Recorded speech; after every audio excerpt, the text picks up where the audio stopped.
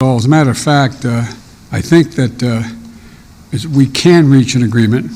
As I've told you, and you may be aware, you've seen it, we have provided for a proposal that would cut $1 trillion off the baseline spent from the year before by just agreeing to deal with what was initially offered. And secondly, we're in a situation where let me put it this way. If you all were doing your budget at home and you said, okay, we have to make some cuts, would you only look at the spending, or would you also look at your income, what was coming in the door, to determine what you could afford? And so part of what I've been arguing from the beginning is the need to consider the tax structure as well as cutting spending. I'm willing to cut spending, and I propose cuts in spending of over $1 trillion. But I believe we have to also look at the tax revenues. The idea that my Republican colleagues want to continue the $2 trillion tax cut that had profound negative impacts on the economy from the Trump administration, the fact that we've provided for the number, we got a lot of input from serious economists and former administration officials in both parties that we need more people who are qualified to be able to look at the tax returns of the 1,000 billionaires in America. Very complicated stuff. It's estimated that if we had the appropriate number of tax personnel, that we would save we would generate somewhere between $200 billion and $400 billion in tax revenue. And there's a lot of other, for example, the idea that we're, in terms of taxes, that they refuse to, for example, I was able to balance the budget and pass everything from the global warming bill. Anyway, I was able to cut by $1.7 billion in the first 2 years the deficit that we were accumulating. And because I was able to say to it that the 55 corporations in America that made $400 billion, that they pay zero in tax, zero. And so we said you got to pay a minimum of 15% taxes. What a horrible thing. You're paying more than 15% in taxes, every one of you out there. And so guess what? We not only balanced the budget, we were able to reduce the deficit. Good evening, friends. They are starting back up again. President Biden and House Speaker Kevin McCarthy are scheduling several emergency meetings this week to discuss the top issues the United States is currently facing. Today is a deadline to take action and apply for up to $4,000 in direct stimulus aid. And friends, if you qualify, you may end up receiving this payment next month. My friends, please make sure that you watch until the end of this video. Also, this coming Friday, I will be announcing more winners for the Walmart gift card giveaway of $75. If you would like to enter these weekly giveaways, all you have to do, dear friends, is click and like several of my videos and then comment below the keyword of each video that you watch. My friends, the more videos that you watch and then comment on, the greater your chances of winning the giveaways.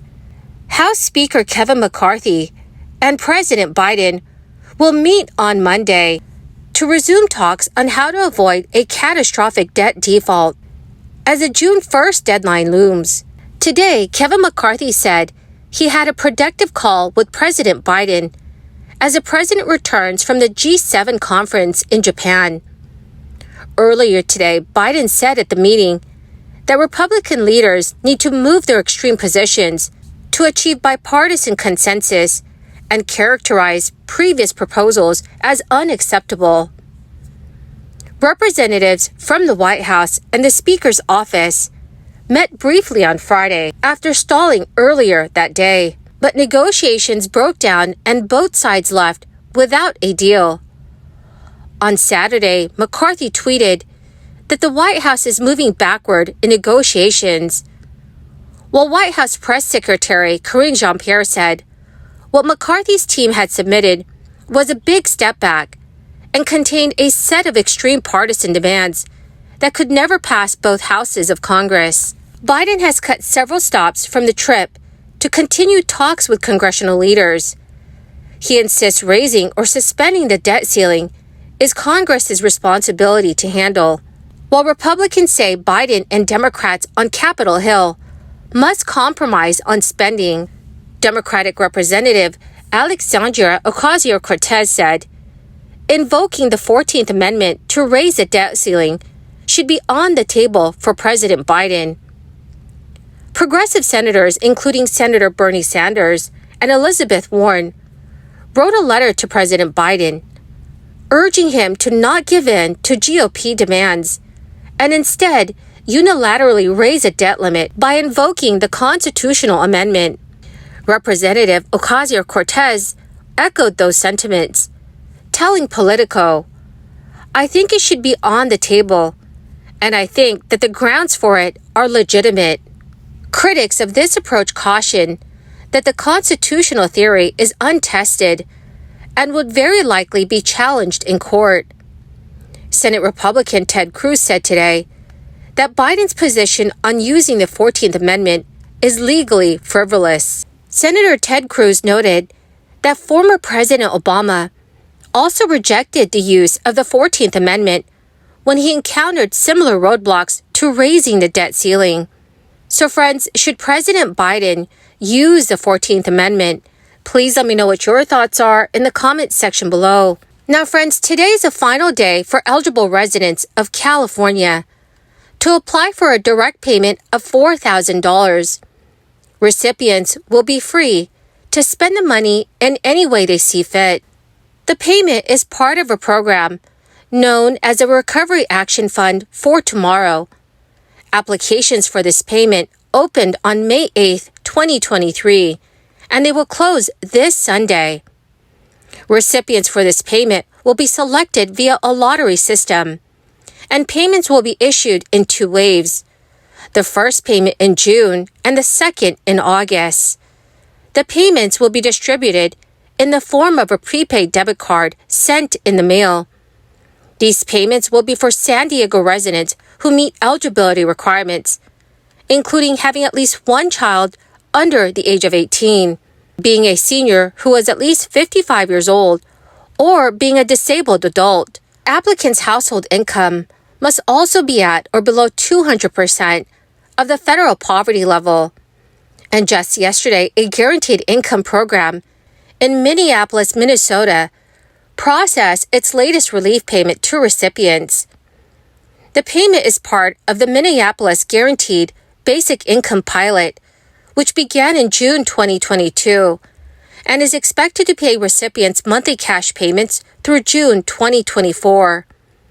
According to the city of Minneapolis, 200 households were selected to receive payments from this program, and they can all spend the $500 payments in whatever way suits them best. The program is being evaluated by the Federal Reserve Bank of Minneapolis. State lawmakers working on this guaranteed income program told the Washington Examiner that payments for this program are processed on the 20th of every month, and all participants receive $500 each month. Well, my beautiful and most amazing friends, that is the end of my daily stimulus update video for this Sunday. Thank you so much, friends, for joining me here and for being part of this community. To say thank you and to show my appreciation, I will be announcing several winners this coming Friday for the Walmart gift card giveaway. If you would like to enter the weekly giveaway, friends, all you have to do is click and like several of my videos and then comment below the keyword of each video that you watch. The more videos that you comment on, my friends, the greater your chances of winning the giveaways. Thank you and have a wonderful and very blessed Sunday.